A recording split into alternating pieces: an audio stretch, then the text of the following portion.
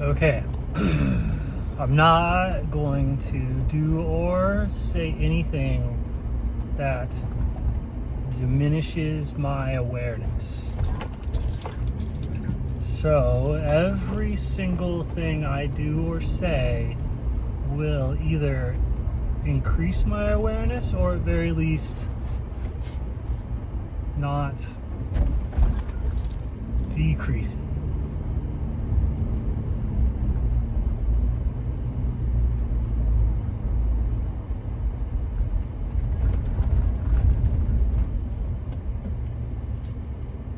This is no small measure to stick to every word, right? This is somewhat related to when people say they're channeling.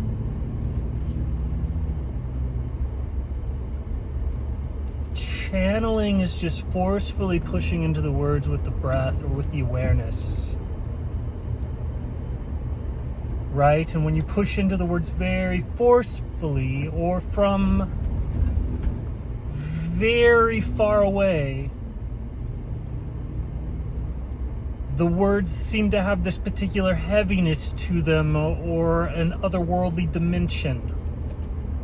Because as you press into the words with more and more breath, with more and more awareness, with more and more attention, you are simultaneously pressing into it with mass and density and awareness from higher and higher up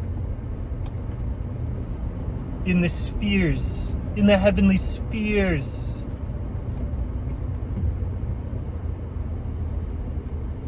You have to understand the range of ability and the range of consciousness that exists even within your own species.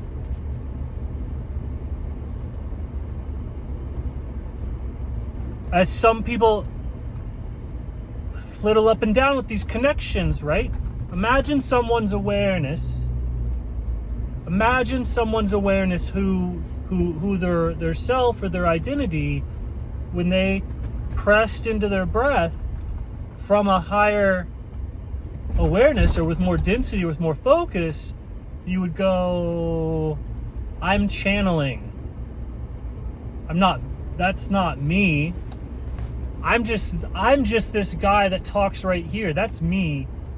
I'm just this guy that talks right here, right? And so imagine being able to flex or move or have that control over that, right? The density through which the language comes from, right? You can talk at a very, you can splash about, right? It doesn't, like if you talk superficially, like just about the weather, it doesn't necessarily lower your awareness. You can, it's still wet with attention, right? It's still wet, even the chatty, right? Like, oh, what's going on here? Right? Here I am, right? Right? What can we even talk about here? Not very much. It's just kind of splashy. I can't, like if I only press this hard into my breath, can I even approach these big ideas? Not really. I can't. Like, what would I even talk about? Like, what would I talk about? How can I talk about a big idea? Right? This is shallow, right? It's a lack of, it's fine. It doesn't mean you're not there, right? It doesn't mean you're not there. It's just shallow. You just can't, the big ideas don't fit in the shallow end. It's just different games, right? Splash, splash, ha, ha, ha, like we're in the shallow end. Like we're literally in the shallow end, right? A lot of people don't understand that intellectually or just cognitively, verbally, it's just a matter of where you are in your mind that determines how deep your ideas are, right? But like if you stay in the shallow end, it's a physical location. It's not something you learn. It's not something who you are or whatever. You're just in the shallow end. And the instant that you can walk out and step and apply more thoughts to yourself, you can get a couple feet deep, right? And so with just a couple feet of depth, you can start to actually float. You can kind of lay down. You can toy with almost any idea pertaining to the human condition. And in fact, 3, 4, 5, 6 feet of water is all that it really takes to like understand like what you can do in that area. And then the instant that you start pressing into it with a little bit more and more focus, a little bit more and more attention, that attention is this surrounding pressure. And so you are going deeper into the mind to really focus on these ideas and to actually focus on them, to grasp them, to read the book, to evoke the concepts, to fathom the universe. You do have to go into the deep end. That's why they call it going off the deep end. And if you press harder and harder and harder, if you go deeper and deeper mentally, then it starts to be like you're receiving information from like Mars or one of the other celestial spheres. And so people think that you're channeling, right? It's just depth. It has a lot of intensity, right? And then you're going deep, and then you've got this radio thing that's your body, and it just gets weird. It gets weird, and a lot of people can scurry up and down this like squirrels understand trees, but you know, some squirrels understand sap and the life cycle of acorns and stuff like that in summer and winter and the rotational seasons of Venus and shit, right? Some squirrels, and it's the same thing with people's consciousness. Everybody has like the same consciousness. Just like all animals breathe the same air, all humans have the same consciousness, but in terms of what can be done or understood or fathomed with that consciousness, the diversity range isn't just this IQ number. It's as diverse as every species on Earth. There are clades and rough general phenotypes. Like there's mammals, there's fish, there's monkeys, right? So there's these types of people. You could probably break it into 12 or something like that. There's like 12 main species, but then there's like subspecies within subspecies, and people think as differently as those creatures breathe, and people breathe entirely different based on what their body is. My breathing is in the shape of a human, right? A squirrel or an octopus has a totally different shape of breathing. And by breathing, I mean like the shape and the pattern of all of the respiratory processes, right? Which looks exactly like the creature.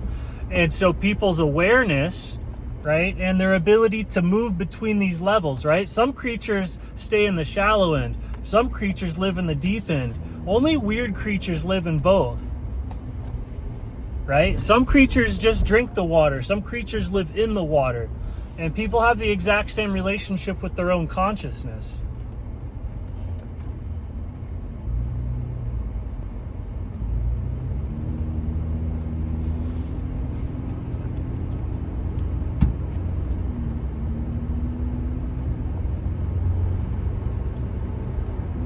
And so it's as vast as it is, like the animal kingdom is vast in terms of like what people are able to do with their consciousness, and they don't necessarily understand it.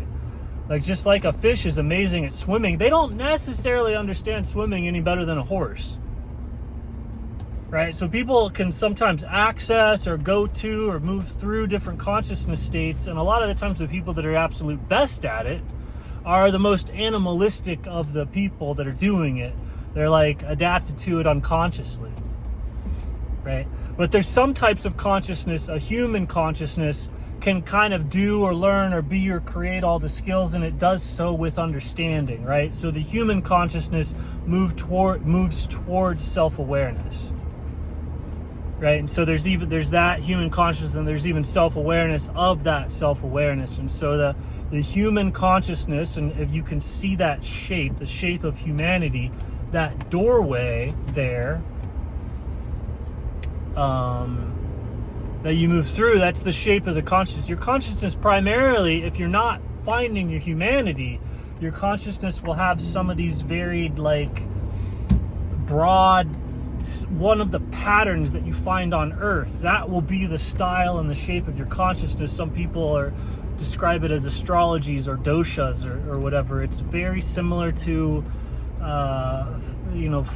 phylogenetic trees. If there's the mammals, and then underneath all the mammals is all the dog shaped creatures, and underneath all of that, right? So there's not that many.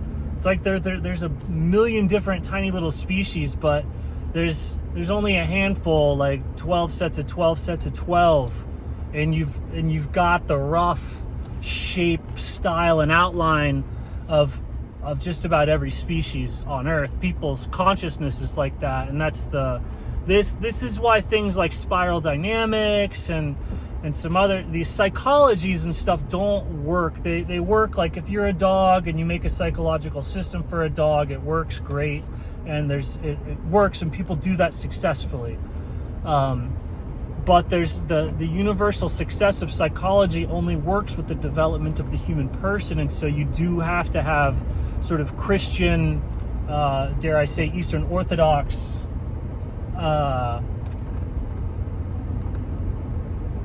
psychology assumption, because the only way for that very broad but animalistic unconscious type of consciousness out there, for it to gain self-awareness of, to like, you know, you can't swim as well as a fish, but I understand swimming way better than any fish does, right?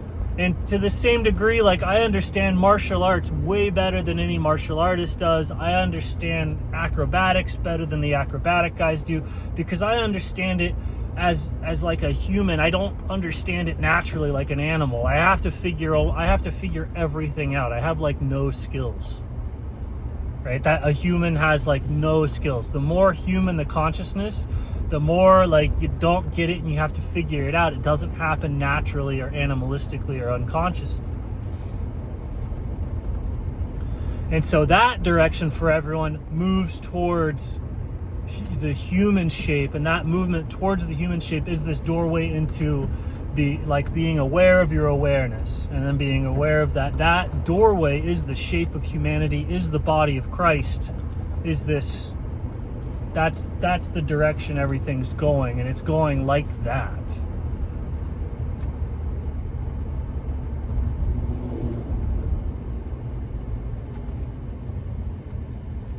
That's all I have to say about